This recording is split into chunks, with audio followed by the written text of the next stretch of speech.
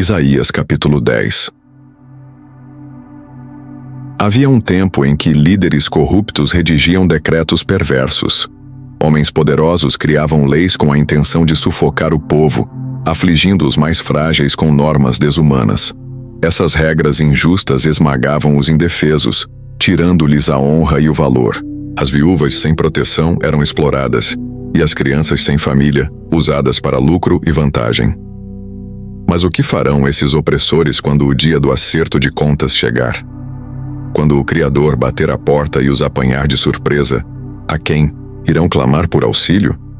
De que servirá o ouro que acumularam injustamente? Eles serão como uma paisagem de tristeza, como prisioneiros empilhados sem rumo, ou cadáveres abandonados pelas ruas, sem quem os sepulte. Mesmo depois de tamanha desgraça, a mão do Senhor ainda estava erguida, pronta para corrigir com firmeza. Ai da Assíria, instrumento da indignação divina. Ela é como um bastão nas mãos do Senhor, uma vara usada para disciplinar uma nação que se desviou do bem. O Altíssimo a envia contra um povo rebelde, contra aqueles que desafiaram sua santidade. Ele lhe dá ordens para tomar posse das riquezas do povo e humilhar sua altivez, afundando o rosto deles no pó. Mas a Assíria tinha outros planos em mente. Seu objetivo era bem diferente.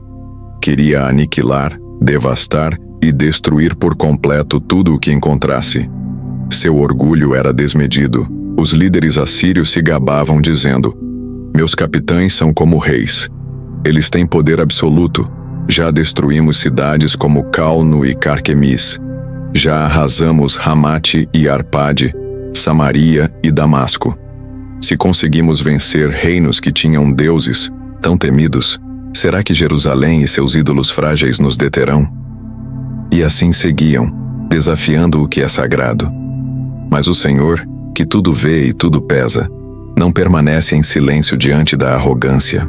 Quando ele tiver terminado de corrigir o Monte Sião e a cidade de Jerusalém, se voltará contra a Assíria. Então dirá: "Agora é sua vez, Assíria.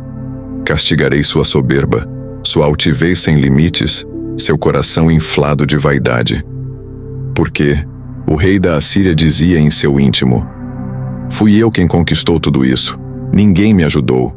Eu sou superior. Apaguei fronteiras de nações, entrei como um furacão e tomei o que quis. Fui como um animal feroz que derruba reis de seus tronos. Estendi o braço e saqueei seus tesouros com facilidade, como se pegasse ovos num ninho abandonado. Ninguém piou, ninguém bateu asas, ninguém ousou me resistir. Mas quem é o machado para se vangloriar diante daquele que o maneja? Ou a serra para se achar maior do que o carpinteiro que a segura? Seria como a pá se considerar mais importante que quem a utiliza, ou como o martelo se vangloriar diante do marceneiro que o empunha. Um absurdo.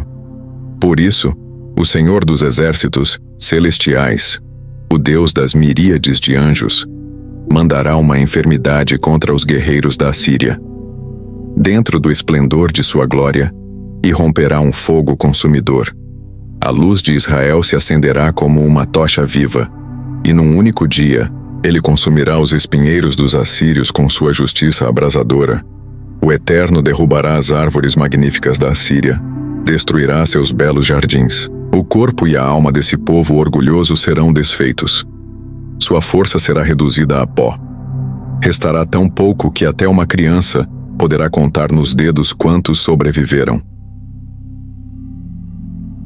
Naquele dia, o remanescente de Israel, os poucos sobreviventes da casa de Jacó, não mais se curvará diante dos opressores, nem confiará em quem os feriu. Em vez disso, depositarão sua esperança no Senhor, no Santo de Israel, com fé genuína. Esse grupo pequeno, esse povo que restou, retornará ao Deus poderoso. Antes eles eram como grãos de areia à beira-mar, incontáveis, mas apenas uma fração voltará. Porque o Senhor determinou um fim, uma justiça transbordante, e Ele, o Senhor dos exércitos, cumprirá tudo o que decidiu em toda a terra. Portanto, ó povo meu que habita em Sião, não tema a Assíria quando ela vier com chicotes e varas, assim como o Egito fez outrora. Dentro de pouco tempo, minha fúria contra vocês passará, e se voltará contra seus inimigos.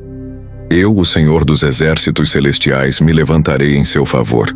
Com mão firme, perseguirei os que os oprimem, assim como fiz no tempo de Midian, na rocha de Horebe, e como libertei vocês do Egito pelas mãos de Moisés.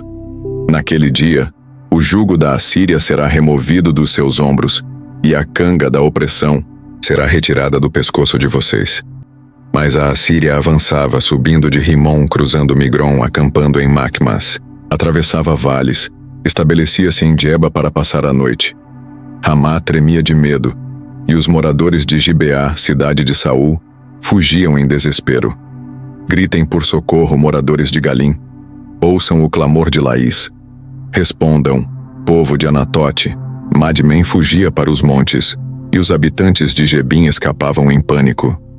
O inimigo se aproximava de Nobe. Quando avistou a cidade, ergueu o punho em desafio contra o monte de Sião, contra a colina da gloriosa Jerusalém. Mas então, o Senhor, o Todo-Poderoso, girou seu machado celestial.